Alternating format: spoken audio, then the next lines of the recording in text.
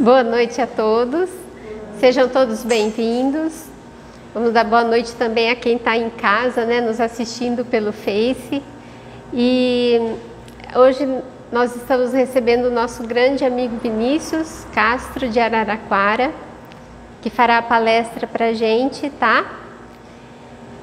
Vamos iniciando essa noite com um agradecimento, sentindo em nossos corações a alegria de estarmos juntos na noite de hoje, podendo compartilhar de sentimentos de amor, de união, de fraternidade. Agradecemos a Jesus, nosso mestre e amigo, por teu Evangelho como guia em nossas vidas, e rogamos a espiritualidade amiga, mentores dessa nossa casa, que nos assiste e nos inspiram na noite de hoje. Que tenhamos o bom aprendizado e que possamos levar para os dias que se seguem a mensagem trazida. Que assim seja. Vinícius.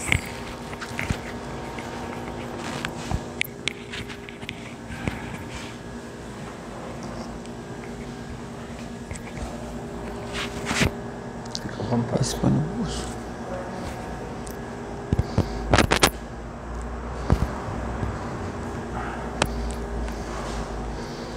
Boa noite a todos. Que Jesus, nosso divino e amado Mestre, possa nos envolver, nos inspirar, nos orientar, para que a gente consiga, através de seus ensinamentos, ter uma vida mais consciente, mais responsável, mais tranquila e, ao mesmo tempo, como Ele mesmo nos disse, mais suave, mais leve. Pois muitas vezes nós deixamos-nos levar pelos convites do mundo e o mundo vai nos sobrecarregando, o fardo vai ficando pesado, o jugo forte vai nos constrangendo, vai nos desanimando, vai nos proporcionando às vezes por mera desatenção um tanto de dor, sofrimento, angústia desnecessários. Por isso nós rogamos a Jesus, Ele que nos prometeu que estaria sempre conosco, que venha nesse momento, através dos seus mensageiros, nos inspirar, para que possamos trazer uma mensagem esclarecedora sim, mas acima de tudo, confortadora, consoladora. E por quê? Porque enquanto encarnados, nós sabemos que estamos suscetíveis às várias situações das mais diversas ordens e diversas naturezas que vão nos provocando aflições, tristezas, às vezes sentimento de frustração, decepção, angústia, melancolia e tantas outras coisas mais. E por que disso? Por falta de pleno conhecimento da nossa existência imortal e da nossa destinação para um dia estarmos juntos do Pai, o Pai Criador, o Pai que é todo amor, bondade, infinita misericórdia, mas acima de tudo, que pede que nós nos conformemos à sua lei, sendo justos para assim angariarmos os tesouros imperecíveis da alma. E vejam que aparente paradoxo. Quando nós achamos que estamos sendo muito disciplinados, é aí que nós de fato conquistamos a nossa liberdade. Aquilo que nós acreditamos ser liberdade, na verdade é um tanto de ociosidade, um pouco de falta de norte, orientação, falta de consciência. E a conscientização se faz necessária para nós. Para quê? Para que a gente conquiste a felicidade. A felicidade, como sabemos, nós que estudamos os ensinamentos de Jesus, à luz da ciência que perquire os meandros da vida e da filosofia que questiona para encontrar respostas, sabemos que não está em aspectos exteriores. A felicidade, poderíamos até pedir uma licença poética, felicidade real, que felicidade sempre é real, a questão é a conquista sua da felicidade, mas a felicidade é uma questão de foro íntimo, é uma questão de consciência. E como se conquista essa consciência, acima de tudo, tranquila? Seria numa ociosidade? Já sabemos que não. Numa contemplação infinita? Será que Deus nos criou apenas para ficarmos de braços cruzados contemplando a beleza da natureza? Ou será que Ele quer que a gente faça parte da natureza, como de fato fazemos, e assim interagindo com ela, colaborar para o seu aprimoramento e por conseguinte o nosso crescimento? Pois muitas das vezes, de forma infantil, achamos que a felicidade é sombra e água fresca, quando não é nada disso. A felicidade é fruto de uma conquista da consciência tranquila, decorrente do cumprimento dos seus deveres. Mas deveres? O que de fato são deveres? Deveres segundo a sociedade ou segundo Deus? Ou será que em muitas situações eles se confundem? Será que em muitas situações os deveres divinos são os mesmos que os humanos? Será que os deveres são aqueles que nós nos deixamos impor por vontade, às vezes capricho? Ou será que os deveres divinos exigem algo um tanto sui generis, um tanto especial, um tanto diferenciado? Para isso nós temos primeiro que nos perguntarmos: o que é Deus? O que é a natureza? O que somos nós outros? Por que uma diversidade de caracteres, de dons, de faculdades entre todos nós? Por que uns têm mais facilidades intelectuais, outros mais disposição para a realização de afazeres domésticos ou sociais, outros dons musicais, outros aptidões que, se ficarmos catalogando, classificando, se perdem ao longo do tempo. Mas todos sabemos do que estou dizendo, da diversidade de caracteres de cada um de nós. Basta olhar ao seu lado, à sua frente ou atrás, que você logo constatará que a outra pessoa para quem você olhar é totalmente diferente. Totalmente diferente no aspecto filial, ou então conjugal, ou então social. Pois uma é mãe, o outro é trabalhador braçal, o outro é trabalhador intelectual, a outra professora, a outra uma enfermeira, um médico e tantas outras coisas mais, cada um com uma especialidade, as mais diversas, naturezas múltiplas. Alguns conseguem realizar 3, 4 tarefas que para outros é somente à custa de um suor tremendo. Por que essa diversidade? Afinal de contas, se Deus é Pai de todos, se no mundo físico nós já constatamos a semelhança de caracteres entre filhos descendentes dos pais ascendentes, Será que em relação à paternidade divina seria tão diferente assim? Seria algo transcendental ou algo um tanto irreal, fictício? Afinal de contas, o que seria? Sem essas perguntas, nós não obteremos as respostas. Pois foi o próprio Cristo quem disse: pedi e obtereis. Batei e se abrirá. Buscai e achareis. Se nós não nos movimentarmos em busca de algo, não conseguiremos nada. E aí já vem a concepção espírita de trabalho. Trabalho é toda atividade útil. Útil para quem? Primeiro para nós. Pois quantos de nós não vivem simplesmente como sonâmbulos? Vão fazendo, repetindo, acordando, trabalhando, dormindo, se alimentando, procriando e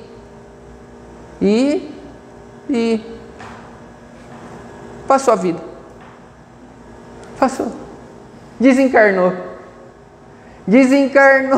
e chega. Será que existe algum lugar? Para onde eu vou? O que acontece? Ai meu Deus, que medo! Será que eu ouvi falar do inferno? Não, do purgatório? Não. É umbral. Umbral? Umbral. O que é umbral? Umbral eu ouvi falar. É umbral. É onde as pessoas vão e sofrem. Como assim? Então quer dizer que todo mundo é criminoso? Mas e a bondade do Pai? Será que o Pai corrige todos da mesma forma? Ou será que para determinadas faltas ele é um pouquinho mais exigente, para outras mais benevolente e assim sucessivamente? Aliás, o que é umbral? Umbral é uma porta. Porta de passagem. É a morte. É aquele lugar pelo qual você passa para adentrar em algum lugar. E onde você adentrará? O mundo espiritual. E onde é o mundo espiritual? É o céu, mas o mundo é redondo, o céu para mim é embaixo para o japonês, e daqui a pouco o céu é perto do sol, é distante, onde que é? O mundo espiritual. Infantilmente nós fazemos divisões de caula, mas não existe caula, existe aqui e agora. O mundo espiritual é aqui, é ali, é acolá, é onde tem espíritos, e onde tem espíritos despidos do corpo. Mas você está falando de espírito? O que você é? Seus pais, o que são? Seus avós, bisavós, tataravós. Será que eu sou meu avô, bisavô, tataravô? Ou minha avó, bisavó, tataravó? Ou quem são meus filhos? E de quem sou descendente? E interessante que se nós não fizermos as perguntas corretas, não teremos as respostas adequadas. E isso não é um privilégio de um grupo específico, é um privilégio de quem quer saber. Quem quer saber se movimenta em busca das respostas. Aí nós vamos descobrir a semelhança daquele grupo de judeus que se aproximou do Cristo. Isso está no Evangelho segundo João, capítulo 8. Eles haviam crido no Cristo. Afinal de contas, não tinha como. Ele realizava fenômenos que nunca antes haviam sido vistos. Ele anunciava verdades que impressionavam, cativavam, consolavam, esclareciam. Ele fazia aquilo que chamamos de milagre e que etimologicamente são milagres. Algo admirável, fatos admiráveis, aquilo que vale a pena observar, como, por exemplo, o trescalar de uma flor. É um milagre, é admirável, fantástico, lindo, belo, maravilhoso e muitas vezes cheiroso. E a gente para e fala, meu Deus! E ele realizava obras que eram de impressionar. Já imaginastes um leproso, ou um parente seu com câncer terminal, que os médicos falam, já tomou o cérebro todo, os órgãos, espalhou, não tem o que fazer, e de repente se aproxima dele e fala, Jesus, vá em paz, tua fé te curou. Aí você se apresenta para o médico vê, faz todo, não é possível, eu errei o exame, trocaram o seu exame com o de alguém. Vamos investigar. Por quê? Porque ele de fato curava.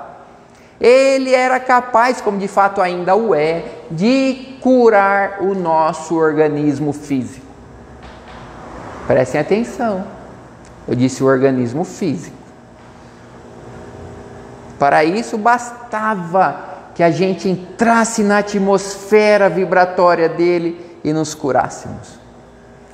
Curou cegos, inclusive de nascença, surdos, mudos, paralíticos, leprosos, coxos. O que você imaginar ele curou. Mas ele dizia, não foi para isso que eu vim. Eu vim para curar a pessoa, o ser imortal. E aquele grupo de judeus ficou impressionado, pois tudo que ele fazia, e ele anunciava coisas com uma tamanha sabedoria que cativava. Era como um punhal que entrava na nossa mente e a gente ficava um tanto perdido. Será que ele está dizendo algo que eu ouço pela primeira vez? Ou parece que eu já ouvi isto antes, mas eu nunca ouvi. Na época não tinha internet, televisão. Era tudo a pé. Ou numa montaria, um camelo. A depender da nacionalidade, talvez um cavalo. Via de regra, para os judeus, camelos. Jumentinhos. E entrava na acústica da alma. E eles ficaram impressionados, creram no Cristo e falaram, nós somos seus seguidores. Ele falou, que bom, pois se guardares meus mandamentos, eu os reconhecerei como meus discípulos. E se os praticarem, vocês conhecerão a verdade, e a verdade vos tornará livres. Opa, pera lá, livre? Como assim? Nós somos da descendência de Abraão. Nós nunca fomos escravos de ninguém. Como tu te atreves a dizer que seremos livres? Ele disse antes, se conheceres a verdade. E ele esclarece. Todo aquele que pratica o pecado é escravo do pecado. Qual é o teu pecado? Qual é a tua tentação? Qual é a tua paixão?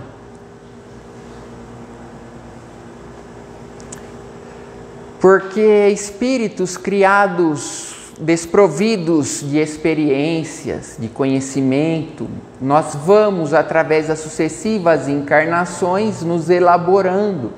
E como eu disse, o Cristo cura o corpo, mas ele não cura a alma é questão de decisão. Decisão de foro íntimo. Como uma criança que vai à escola. Ela vai à escola para quê? Para aprender, mas se ela não quiser aprender, não há professor que seja capaz de ensinar. Ela vai comer, se regalar na merenda, vai brincar, vai se sujar, se machucar, vai fazer tudo. menos aprender. E não foi por outro motivo que ele disse: deixai vir a mim as criancinhas. Somos nós. Não eram criancinhas fisicamente falando, eram criancinhas espiritualmente falando, a nos dizer: vocês ainda no aspecto espiritual são crianças e precisam de uma orientação, inclusive de algumas vezes uma admoestação. Vamos nos desenvolvendo através das encarnações, reencarnações em vários orbes, em vários planetas, em várias moradas. Cada morada é uma escola propícia para a aquisição de determinada lição. Inicialmente, o que nos conduz são os instintos. Sabe, instinto de animal? A gente sabe, né? Quando nós somos contrariados, como reagimos? Tem alguns que agridem. O que é isso? Instinto. Que grita alto, como um cachorro. Vai pegar a comida do animalzinho. Ele vai te atacar. Instinto de conservação. Inicialmente somos conduzidos pelos instintos, os instintos que são frutos das sensações. E essas sensações elaboradas vão fazendo com que a gente vá desenvolvendo a inteligência, e ao desenvolver a inteligência passamos a ter emoções. Essas emoções mais elaboradas, trabalhadas, sentimentos. Pois, sabe quando alguém te pergunta, o que você está sentindo? Eu não sei. E você não sabe descrever? Isto é uma emoção no aspecto também psíquico. Quando você não sabe descrever. Quando você começa a elaborar, desenvolver, vira um sentimento. Eu estou com sentimento de raiva. Sentimento de nojo. De ódio, repulsa, de admiração, contemplação, de gratidão. Sou grato a algo que me fizeram. Olha, aí você começa a elaborar as sensações, as emoções vão se transformando em sentimento. E o mais sublime dos sentimentos é o amor. É o mais sublime. Que é o que nós estamos tentando sentir, elaborando para desenvolver. Mas veja que interessante, em muitas das situações, essas emoções vão sendo tão prazerosas que nós começamos a querer muito mais dela, aí ficamos tão desejosos dela que nós as transformamos em paixões. Estou apaixonado. É perigoso. Por quê? Porque a paixão deixa a razão de lado. Já ouviu falar em crime passional? Um crime passional é o quê? Um crime cometido por alguém que estava apaixonado. Ele ficou tão tomado de emoção que... Só que a emoção nem sempre é boa, né? Nós falamos da raiva, do medo, do ódio, do nojo, da repulsa, da indiferença. Interessante que às vezes nós temos tamanho medo de reconhecer algo em nós que a gente não consegue nem definir. O que estou a sentir? Neste momento estou sentindo o quê? Não sei. Vamos pensar. Vamos analisar. Que é o que a gente tenta descobrir numa terapia. Ah, eu não me dou com meu pai. Eu não me dou com a minha mãe, com meu filho, com meu irmão, com o meu chefe, com o meu vizinho. Por quê? Vamos elaborar isso. Por quê? Aí você começa a trabalhar. Ah, porque eu tenho uma mágoa. Uma mágoa? Sim, por algo que aconteceu. E isso te conduz? Ah, sim. É algo que você não consegue controlar? Não, você é escravo disso.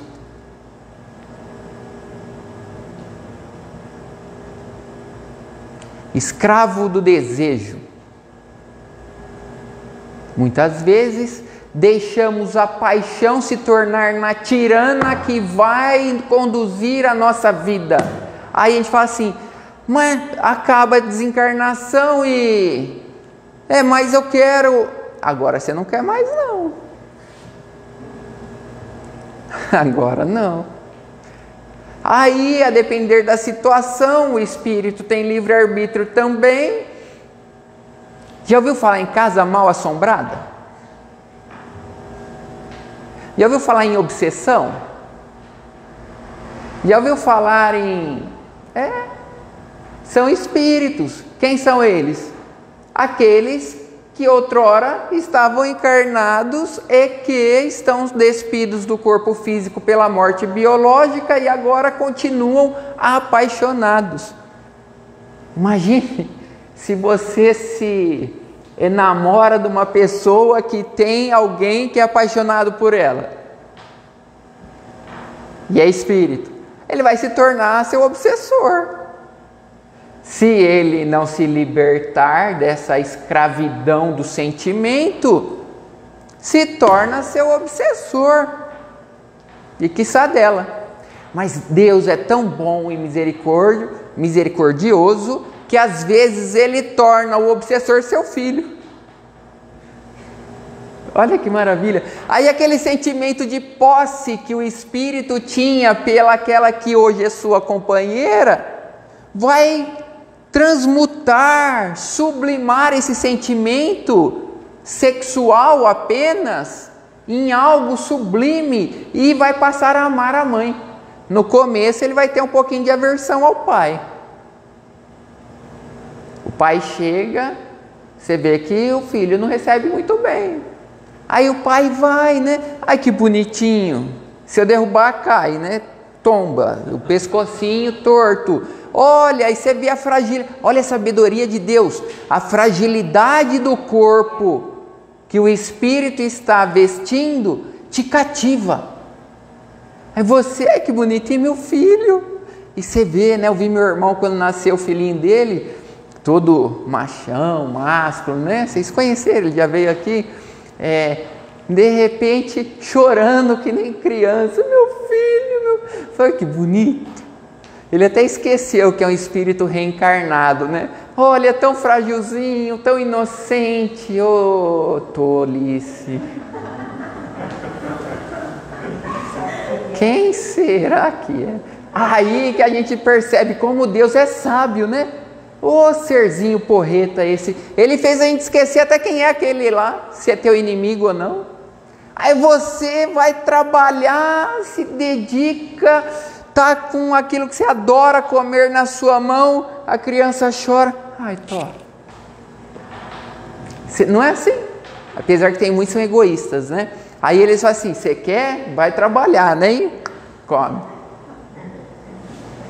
Mas é tão frágil, tão pequenino aquele ser, na verdade não é o ser, é o corpo do ser, que a gente se emociona.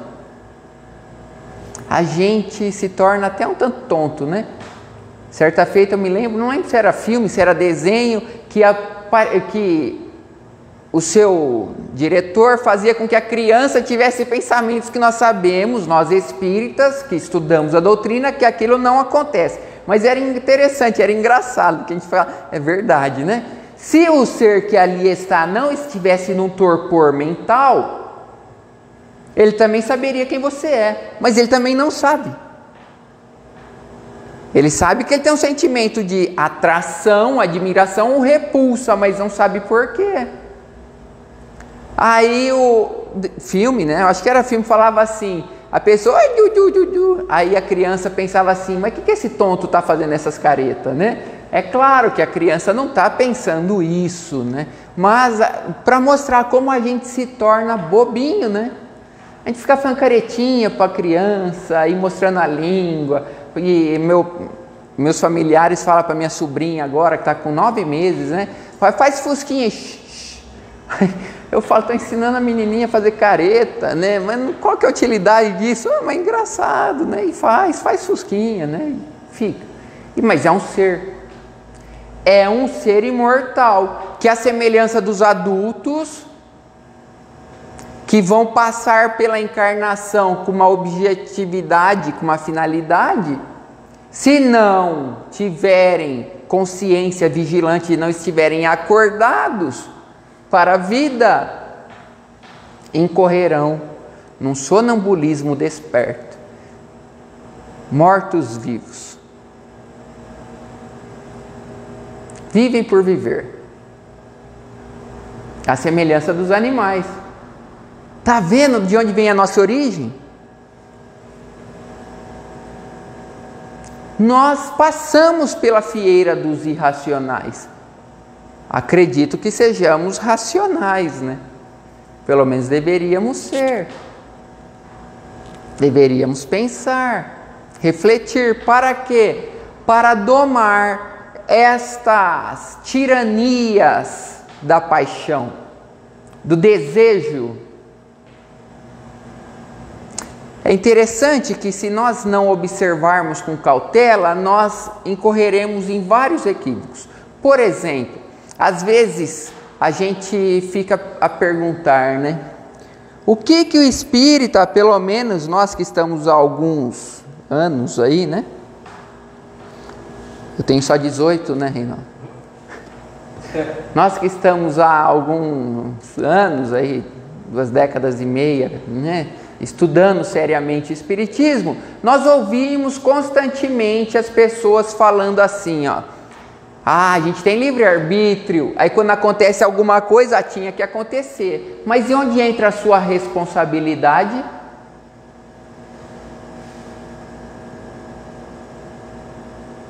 Morreu de cirrose, é porque tinha que ter morrido. De cirrose, morrido tinha, mas... E onde entra a responsabilidade dele por tudo aquilo que ele tacava para dentro do organismo e ia agredindo os seus órgãos? Estamos falando de paixões, por exemplo, pela bebida, por exemplo, pelo futebol. E nós gostamos de futebol. Apesar que o nosso time já transcende um pouco a normalidade, nós somos corintianos, então a gente sabe que estamos um pouquinho além. Por exemplo, o corintiano era Chico Xavier, nós outros, né? Não estamos nos comparando a ele, tá? Mas que tínhamos o Corinthians em comum, tínhamos. E veja que interessante, optamos pela felicidade. Aí a gente, se não souber dosar a brincadeira, ou aceitar, ver como brincadeira e confraternizar através do futebol, que fiz muitos amigos graças ao futebol, conheci várias cidades graças ao futebol, e assim, se nós não soubermos, a gente se torna um apaixonado, e aí nós cometemos o quê? Desvarios. E foi Paulo que disse: nada te é proibido, mas nem tudo lhe é lícito. Olha que interessante. Ainda conversávamos vindo para cá sobre a evangelização infantil, e eu consegui resultados maravilhosos com as crianças através do futebol, com homens e mulheres jogando futebol junto com o pai. Impressionante que a gente via de onde vinha aquela veia dos filhos e disputa dos pais. Porque os pais, como sonâmbulos, entraram na paixão de vários motivos e não percebiam que o futebol era para brincar, confraternizar, se exercitar, porque temos que cuidar do corpo também. Parece bobeira, mas não é. Certa feita uma pessoa falou: pô, Vinícius, mas você vai falar de futebol na palestra? Ué, o futebol não é problema para ninguém. É problema quando se torna algo irracional.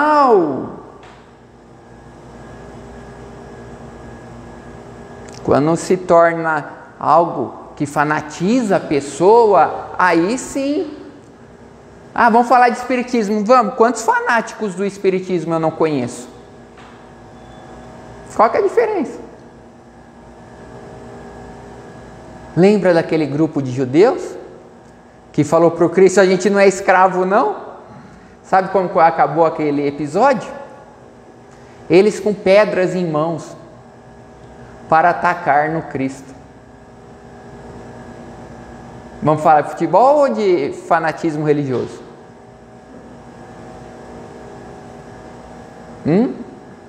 Aliás, por que o Cristo desencarnou aos 30 e pouquinhos anos? Não se tem ao certo uma idade fixa, definida. Fanatismo. Do que estou falando? Da paixão que te escraviza. A pessoa é feliz? O fanático não é feliz, ele é infeliz. Seja do futebol, seja da religião, seja de partido político, seja do que for. Se torna um apaixonado. Eu estou falando de discernimento. Para sermos livres, felizes, temos que discernir. Por óbvio que eu fiquei feliz com a derrota do Palmeiras na final do Mundial Interclubes. Fiquei, né? Claro, porque quantas crianças inglesas iam chorar? Sim, porque eles vão desencarnar, não é? Ai de ti que agora ris, porque há de chorar.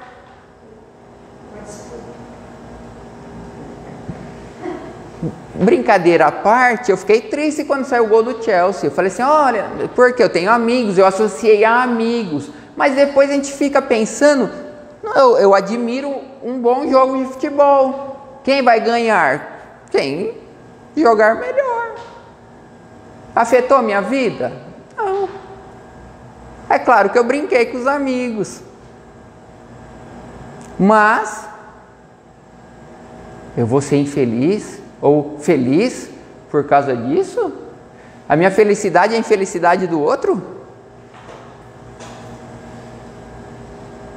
Ou para o outro ser infeliz eu tenho que ser infeliz? Está vendo como tudo é questão de valores?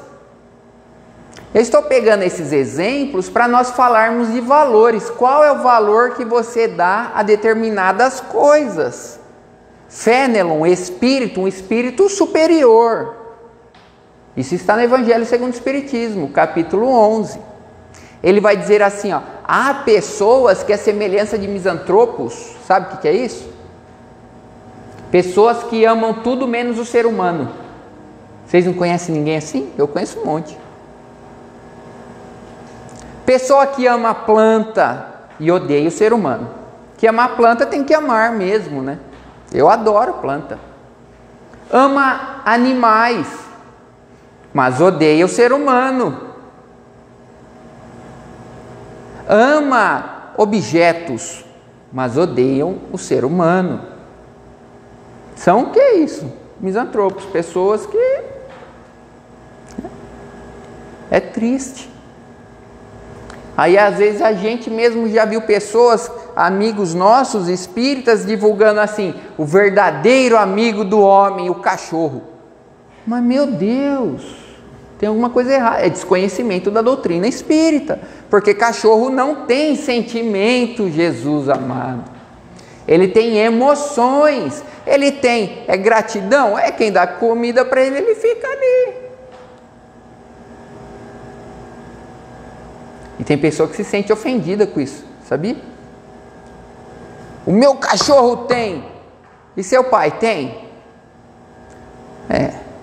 Meu pai? Você dá o carinho que você dá para o cachorro para o seu pai? Por que ele ama o cachorro e não ama o pai? Porque o pai contraria. Agora o cachorro não, né? Qual que é o trabalho do carro? Abastecer, calibrar pneu, lavar de vez em quando. Mas não, ele fala assim, não é verdade, o carro fica quieto, né? Eu estou certo, né? E o carro continua quieto. Ele jura que o carro falou que ele está certo. O que são isso? Pessoas egoístas. Pessoas que ainda não entenderam e infelizmente às vezes a gente incorre nisso. E por quê? Porque nós estamos aqui, ó. Aqui são os anjos, aqui são os animais. Nós estamos aqui, ó, um pouquinho mais distante dos animais, mas estamos longe dos anjos. Os anjos amam.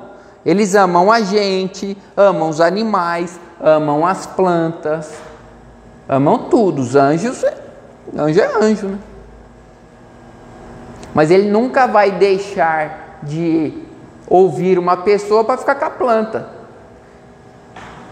Isso está lá no livro dos Espíritos, em que os Espíritos vêm e dão um chãozinho de orelha nos pais, né? Falam assim, ó, se vocês se dedicassem à educação dos pequenos, o mundo se transformaria para melhor mais rápido. Porém, muitos se preocupam mais em desentortar uma planta do que em educar uma criança. E por quê? Que educar dá trabalho, né? Nos educar já dá trabalho, não dá? Imagine educar alguém. Vocês conseguem imaginar o amor do Cristo por nós? Eu não consigo. Que olha que eu sou chato, hein? Eu sou difícil. E Ele me ama mesmo assim.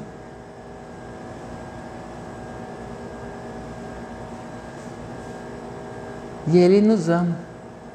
Por quê? Porque Ele ama. Simplesmente ama.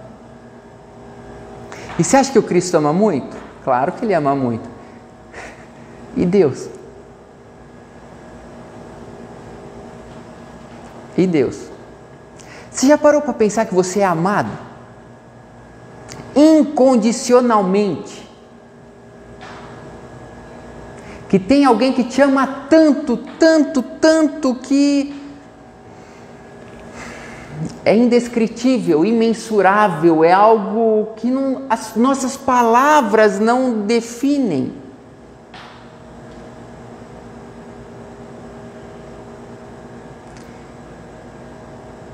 A gente não sabe nem o que é amor ainda.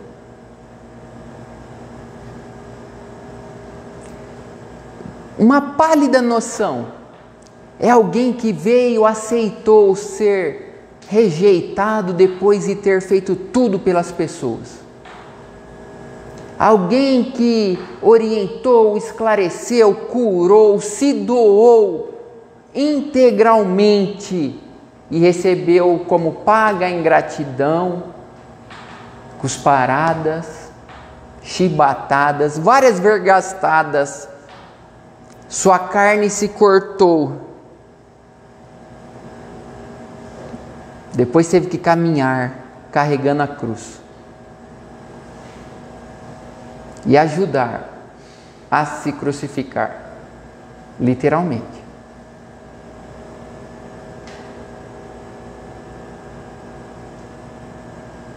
No Evangelho, paixão se refere ao sacrifício que espíritos, mensageiros divinos, à semelhança de Jesus, embora inferiores a Ele, fazem por nós.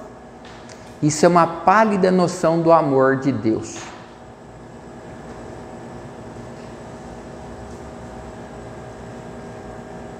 Isso é amor.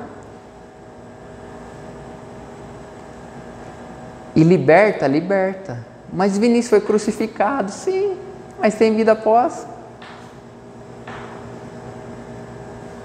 Para eles, esses espíritos sublimes, mergulharem no corpo como o nosso, É a mesma coisa que a gente se tornar uma minhoca.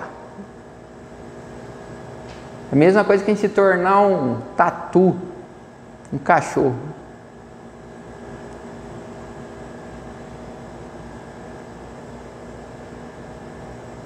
Para vocês verem e perceberem o tamanho que é o amor deles por nós.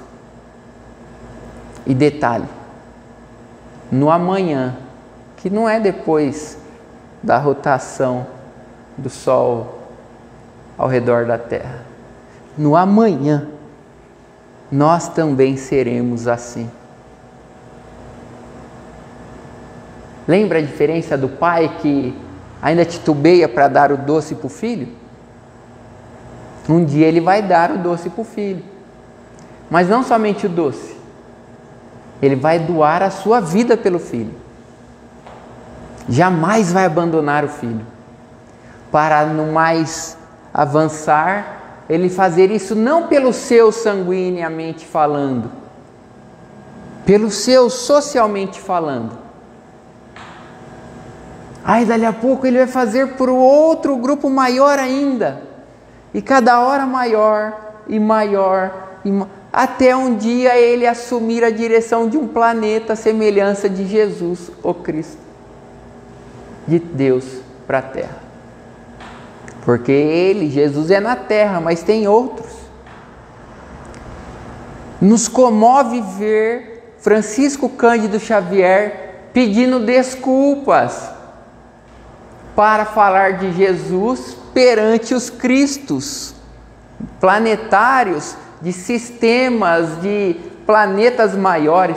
Ele fala assim, com todo o carinho que nós temos por Jesus, com todo o respeito, com todo o amor, mas é que, e vai falando que, aí começa a se desculpar de novo para falar assim, mas há espíritos maiores. Por quê? Porque ele também foi como nós. Há muitos e muitos e muitos anos. Há milênios.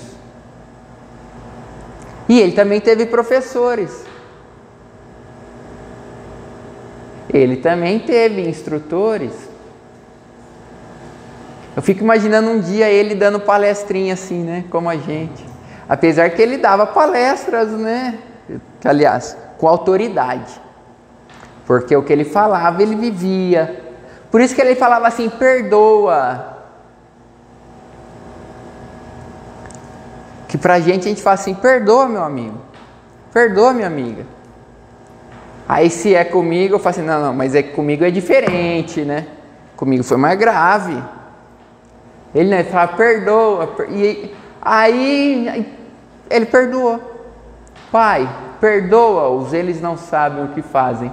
Por isso que a gente vê nos evangelhos, dizendo assim, ele pregava como quem tinha autoridade, que de fato ele tinha.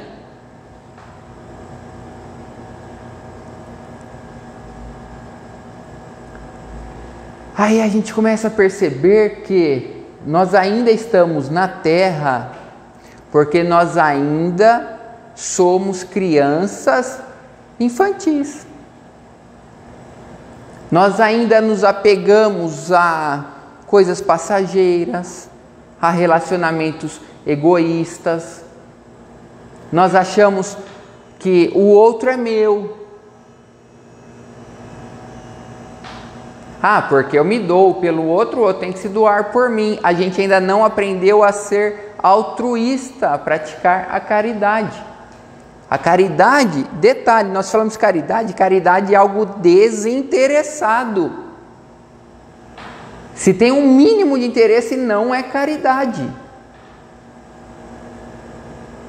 Se você ficar chateado pelo que o outro fez ou deixou de fazer, da forma que ele reagiu, é porque você esperava algo. Se você esperava algo, não é caridade. Não sou eu que estou falando, está no Livro dos Espíritos, no Evangelho segundo o Espiritismo. Quem quiser, pergunta 893, vai falar das virtudes. Lá no final, virtude, e a caridade é o ápice da virtude, só é aquela que é praticada com desinteresse. Está lá no finalzinho. É que a resposta é grande Então eu confesso que eu, depois de ler umas 4 vezes, só que eu prestei atenção, né, que tinha que ter desinteresse. Aí eu comecei a compreender, por exemplo, porque a irmã Rosália vai falar no capítulo 13 do Evangelho segundo o Espiritismo que existe caridade moral e material. Ela faz essa distinção, mas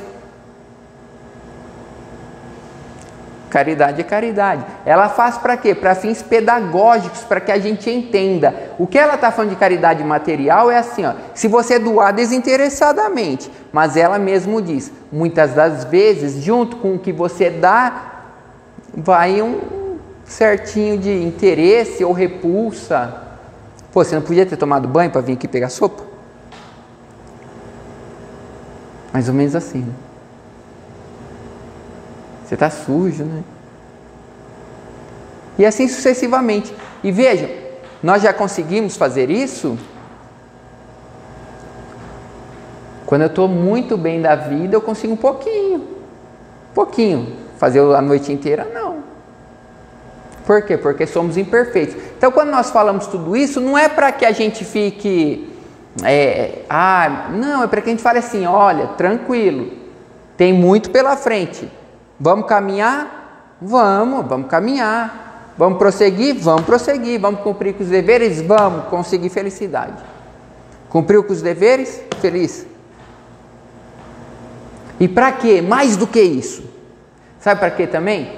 Para que a gente olhe o outro e fale assim, calma, ele errou, eu também erro. Como se chama isso? Eu costumo falar assim, é uma pergunta. Indulgência. Indulgência é você aceitar o erro do outro porque você reconhece que você tem erro. E o primeiro passo é você se conhecer. Quando você passa a se conhecer, você fala, poxa, eu sou imperfeito. Se eu sou imperfeito, o outro tem o direito de ser imperfeito também. Estamos caminhando juntos. Aí você começa a aceitar a imperfeição do outro. Você passa a ser indulgente. Senão você fica assim, ó, vê o defeito do outro e não vê o seu. Como que Jesus disse? Você vê o argueiro no olho do teu próximo e não vê a trave que está no teu. Argueiro é um cisco pequenininho, trave é um pedacinho de madeira. Então ele está falando assim, ó, e ele continua, antes de querer tirar o argueiro do olho do teu próximo, preocupe-se em tirar a trave do teu. O que ele está dizendo? Sede perfeito antes.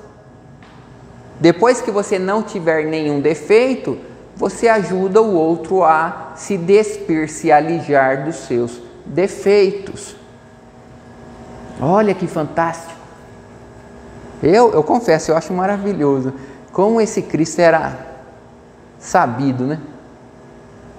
Ele falava cada coisa para quê? Para nos ensinar. As pessoas aceitaram o que ele falou? O que ele falava? Senão ele tinha sido crucificado, né? Que ele fez mal para alguém? Sabe qual foi o mal que ele fez? Querer ajudar e ensinar as pessoas. Isso é mal? E foi crucificado. Por quê? Porque nós somos apaixonados, nós estamos vivendo sob a tirania dos sentimentos desequilibrados, desajustados. Temos que equilibrar-nos, nos equilibrarmos para caminharmos sem tropeço e, se possível, ajudando o próximo. Aí nós conseguiremos sair da tirania da paixão que vai nos escravizando nos nossos ressentimentos, nos nossos ódios, mágoas, tristezas, rancores, para conseguirmos a liberdade do amor, que é aquela que o nosso divino e amado Senhor nos exemplificou, a ponto de dar sua vida em corpo e alma para nós, para nos guiar e continua a nos guiar até hoje.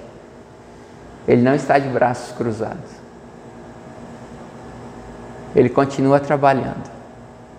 Os Espíritos relatam que não raras vezes uma luz, a semelhança de um sol, desce para o meio das trevas, onde estão aqueles réprobos, para amparar um que outro que está ali a necessitar. Ele não está parado. Ele era coerente com o que ele falava. Se meu Pai trabalha, eu também trabalho, disse o Cristo. Então ele está trabalhando. Confiem que ele tinha autoridade. Em outras palavras, ele fazia o que ele prometia. E ele disse que nenhum de nós se perderá, pois somos ovelhas do seu rebanho, e no seu aprisco estaremos reunidos no amanhã para continuar, depois de aprendermos a amar. Muito obrigado pela atenção de todos, que Jesus vos abençoe, vos inspire, que vocês tenham muita dedicação, perseverança para continuar nessa jornada que nos levará até o Pai, e só há um caminho a ser seguido: Jesus. Que Jesus nos abençoe hoje e sempre. Muito obrigado.